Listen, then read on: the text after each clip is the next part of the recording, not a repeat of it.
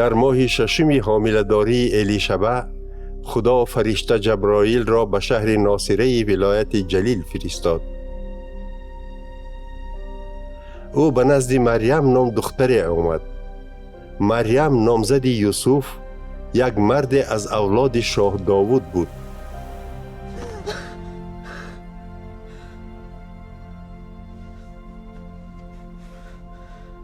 فرشته پیش مریم آمده گفت: سلام ای پسندیده خدا، خداوند با توست. مریم از این سخنان فرشته سخت در حیرت افتاده خود به خود فکر میکرد که معنای این سلام چی باشد. فرشته باشد به او گفت: نترس مریم، زیرا تو به خدا پسند آمدی. تو حامله دار شده پسری تولد میکنی و نامش را عیسی میگذاری. او بزرگ میگردد و پسری خدای تعالی خوانده می شود. خداوند خدا تخت اجدادش داوود را به او می دهد. او تا ابد بر خلق یعقوب حکمرانی می کند و پادشاهیش هیچگاه به آخر نمی رسد. مریم به فرشته گفت: من چطور حامله دار می شوم که هنوز دختر هستم؟ فرشته به او جواب داد: روح القدس وجودت را فرا می گیرد و قدرت خدای تعالی در تو عمل می کند.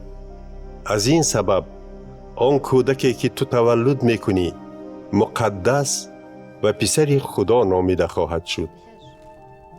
آخر خویش تو الیشبه هم که هرچند او را نازای می شماریدند، در پیرانسالی پسردار می گردد و الکی ماه ششم حامله‌داری‌اش است.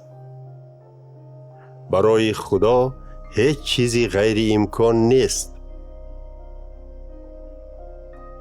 مریم گفت: من بنده خداوند هستم و بگذار هر چیزی که گفتید اجرا شود. سپس فرشته از پیش او رفت.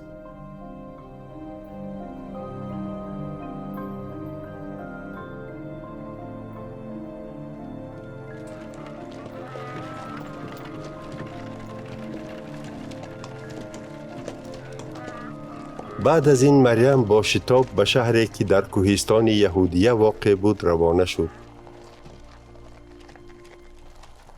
وقتی که به آنجا رسید، به خانه زکریا در آمده با الیشبه سلام کرد.